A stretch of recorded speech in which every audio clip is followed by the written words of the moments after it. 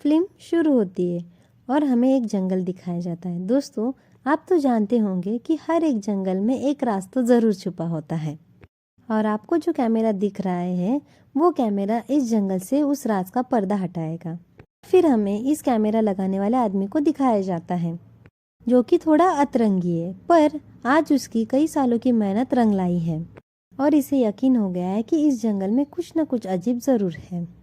पर यह अभी भी पूरी सच्चाई से अनजान है। पर हम नहीं, हमें एक छोटा सा इंसान दिखाया जाता है जिससे हमें पता चल जाता है कि इस जंगल में छोटे छोटे से आदमी रहते हैं और इन छोटे छोटे आदमी के दुश्मन इस भयानक कौवे पर बैठे हुए अजीब से दिखने वाले जानवर मतलब कीड़े हैं।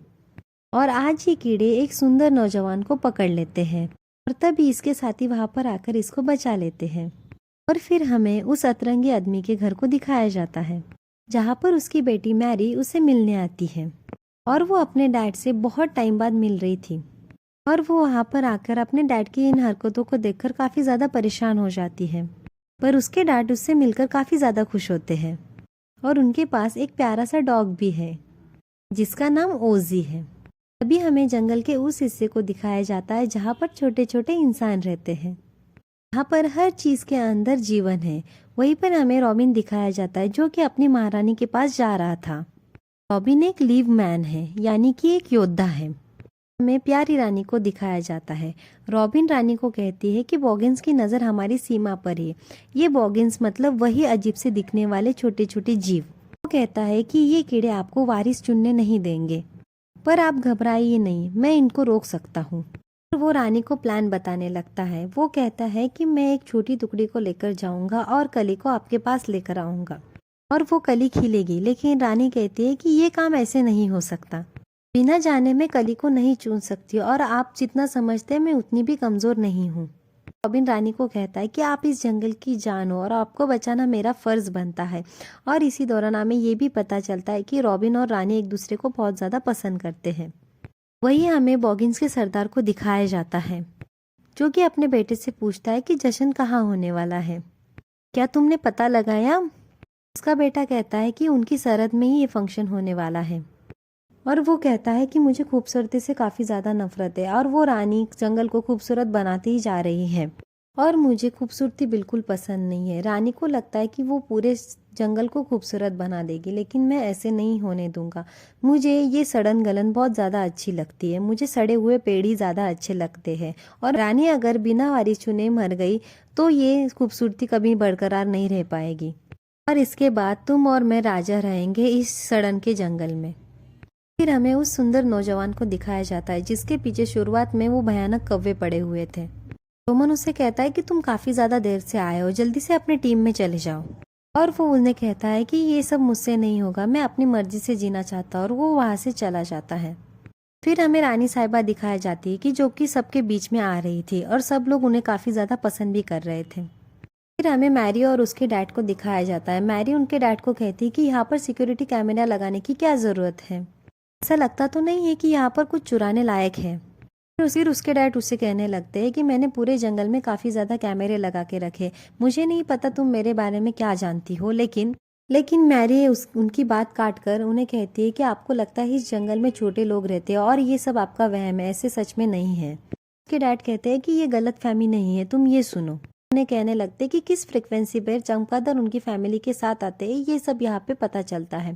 पर मैरी अपने डैड की इन सारी हरकतों से काफी ज्यादा परेशान हो जाती है। वो अपने डैड से कहती है कि मैं चाहती हूँ कि आप ये सब बंद करें और आम इंसान की तरह जिंदगी जिए। तभी उसके डैड को कैमरे में हुई हरकत का पता चल जाता है और वो वहां से जंगल में चले जाते हैं। सबके चक्कर में मैरी काफी ज्यादा उदास हो जाती है और वो अपने डैड के लिए एक लेटर लिख के वहां से बाहर चली जाती है। ओजी घर से बाहर चला जाता है, उसे पकड़ने के चक्कर में मैरी भी उसके पीछे पीछे जंगल में चली जाती है। तभी रानी उस जगह पर पहुंच जाती जहाँ पर वो कली को चुनेगी। तभी वहां पर खड़ी एक छोटी बच्ची अपनी मॉम को कहती है कि मैं भी बड़ी होके इन्हीं की तरह रानी बनूंगी। उसकी माँ कहती है कि चाहने से ऐसे नहीं होता। हमें मक और ग्रक को दिखाया जाता है जो कि कली को नमी देने का काम करते हैं। रानी उन्हें कहती है कि यहाँ पर तो काफी ज्यादा कली है, तुम्हें कौन सी पसंद है। वो दोनों एक बड़ी सी कली रानी को दिखाते हैं। रानी एक छोटी सी नन्ही कली को चुनती है और तभी बॉगिन्स उन पर हमला कर देते हैं। रॉबिन रानी को नाव पर जाने के लिए कहता है। बॉगिन्स उनकी नाव पर भी हमला कर देते हैं। रानी उनसे बचकर जंगल की तरफ भागती है। बॉगिन्स उनके पीछे पड़ जाते हैं। रॉबिन भी वहां पर आ जाता है। बॉगिन्स का सरदार और उनका बेटा उन पर तीर चलाने लगते हैं और इन सब बीच में रानी को भी एक तीर लग जाता है और रॉबिन के सरदार के बेटे को भी तीर लग जाता है। यहाँ पर रानी नीचे गिर जाती है और रानी को नीचे गिरते हुए मैरी देख लेती है। मैरी ये सब देख के काफी ज्यादा हैरान हो जाती है और वो समझ जाती है कि उनके पापा की कही हुई हर एक बात सच थी। रानी कली को चुमकर मैरी को दे देती है। इस कली को पकड़ती ही मैरी भी एक छोटे इंसान में बदल जाती है। मैरी भागकर रानी के पास जाती है और उन्हें पूछती है कि ये सब क्या हो रहा है। रानी उसे कहती है कि इस कली को नीम ग्लू तक पहुंचा दो और ये कली जंगल की जान है। भी वहां पर सारे लीफमैन और रॉबिन भी आ जाते हैं। रानी को इस हालत में देखकर काफी ज्यादा उदास हो जाता है और रानी धीरे धीरे वहां से गायब हो जाती है। उसके जाने से रॉबिन काफी ज्यादा टूट जाता है। वो उससे पूछता है कि क्या रानी ने तुमसे कुछ कहा? तो मैरी कहती है कि हाँ, रानी ने कुछ नीम ग्लू कहा था। रॉबिन अपने साथी से कहता है कि तुम सब यहाँ से चले जाओ और मैं कली को लेकर नीम ग्लू तक पहुंचता हूँ। तभी मैरी कहती है कि मुझे बड़ा कर दो, मुझे अपने घर जाना है, मुझे कहीं पे नहीं जाना है। तभी रॉबिन उससे कहता है कि शायद तुम्हें नीम ग्लू कुछ मदद कर सके, तुम्हें वहां पर मेरे साथ आना ही होगा। मग और ग्रब भी वहां पर आ जाते हैं। वो कहते हैं कि हम कली को नमी देते हैं, हमारे बिना वो मुरझा जाएगी। ये सुनकर रॉबिन उन दोनों को भी साथ में ले लेता है, पर इन सब का वजन एक परिंदे के लिए काफी ज्यादा हो जाता है। इसीलिए रॉबिन उस नौजवान के पास चला जाता है तो उसे कहता है कि रानी अब चल बसी है और अगर हमने कली को नीम ग्लू तक नहीं पहुंचाया तो जंगल कभी भी हरा भरा नहीं रह सकता। पर रॉबिन की ये बात एक मेंढक सुन लेता है और नौजवान कहता है कि मैं तुम्हारी मदद करूंगा। वही दूसरी तरफ हमें मैरी के डैड दिखाए जाते हैं, जिनको वो लेटर मिल जाता है और उन्हें लगता है कि उनकी बेटी हाथ से चली गई है। और हमें दूसरी तरफ वो मेंढक दिखाया जाता है जो कि बॉगिन्स के सरदार के पास पहुंच जाता है और उन्हें सारी इन्फॉर्मेशन देने लगता है। हमें रॉबिन और उसके साथी दिखाए जाते हैं जो कि नीम ग्लू तक पहुंच गए थे। वहां पर बाकी सारे लोग भी आए हुए हैं। वो सब इस चीज से परेशान है कि हरे भरे जंगल अब मायूस हो रहे हैं और वो खत्म होते जा रहे हैं, क्योंकि वो नहीं जानते कि रानी अब नहीं रही। लोग नीम ग्लू से ये सबका जवाब मांगने आए हैं। फिर हमें नीम ग्लू दिखाए जाते हैं।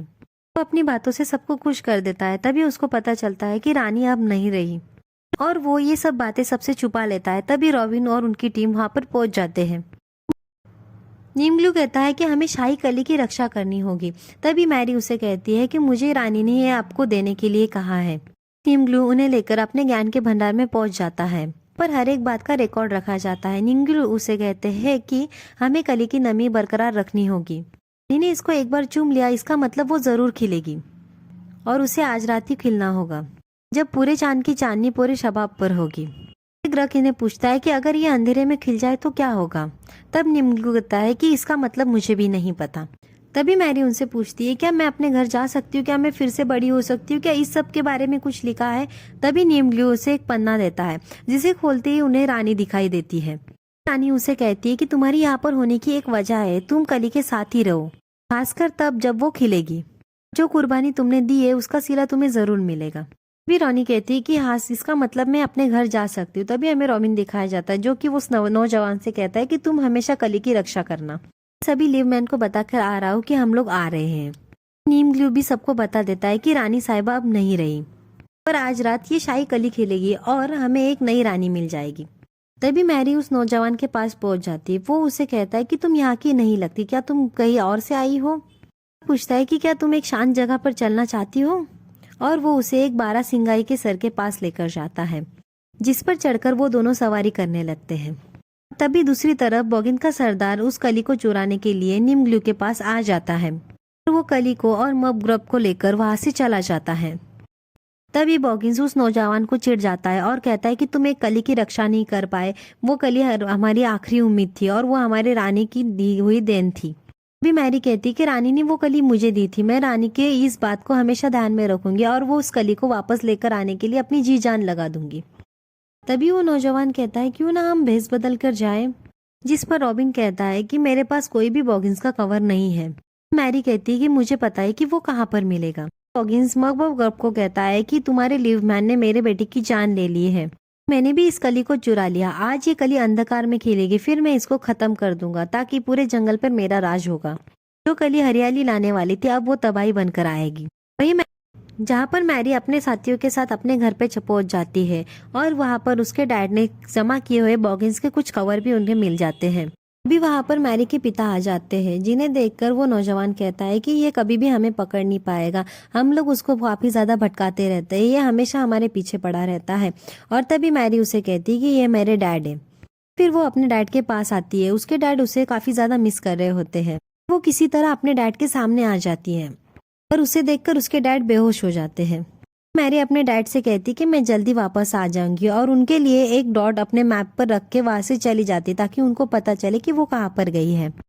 और ये तीनों बॉगिन्स के अड्डे में पहुंच जाते हैं, जहाँ पर बॉगिन्स का ध्यान भटकाने में वहां पे चला जाता है और वो नौजवान और ये दोनों मिलके मगर ग्रुप के पास जाकर उस कली को लेकर और मगर ग्रुप को लेकर वहां से चले जाते हैं। और इन सब के बीच रॉबिन उस बॉगिन के अड्डे पर ही रह जाता है। ये सब सोचने के बाद वो दोनों काफी ज्यादा उदास हो जाते हैं और वहां से चले जाते हैं। फिर वो दोनों रानी के महल मूनलैंड पहुंच जाते हैं, जहाँ पर कली खिलने वाली थी। और नीम ग्लू उस कली को उसकी सही जगह पर रख देता है और कली के खिलने का इंतजार करने लगता है और चांद की रोशनी उस पर पड़ने लगती है और वो खिलने ही लगते। तभी सारे चमगादड़ वहां पर आ जाते हैं। बॉगिन्स का सरदार उन सबको इकट्ठा करके कली पर अंधेरा फैला देता है। इससे कली सिकुड़ने लगती है। नौजवान और सारे लीवमैन उनसे लड़ने के लिए निकलने लगते हैं। मैरी भी उनकी मदद करने के लिए जाने लगती है, लेकिन नीव ग्लू उसे समझाते कि तुम्हें कली के पास ही रहना चाहिए। पर मैरी उनकी नहीं सुनती। वो कहती कि अगर मेरे डैड यहाँ पर आ जाए तो हमारे लिए काफी ज्यादा मदद साबित हो सकती है। और वो वहां से अपने डैड को लेने के लिए निकल पड़ती है। और वही दूसरी तरफ मैरी के डैड दिखाए जाते हैं, जिनको अब होश आ चुका है और उन्हें वो क्लू भी दिख जाता है जो मैरी ने रखा था। और वो मैरी को ढूंढते ढूंढते उसके पीछे पीछे चले जाते हैं।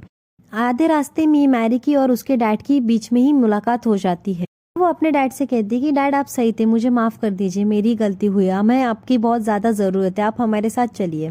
वही दूसरी तरफ बॉगिन्स का सरदार कली के पास पहुंच जाता है। तभी वहां पर रॉबिन आ जाता है।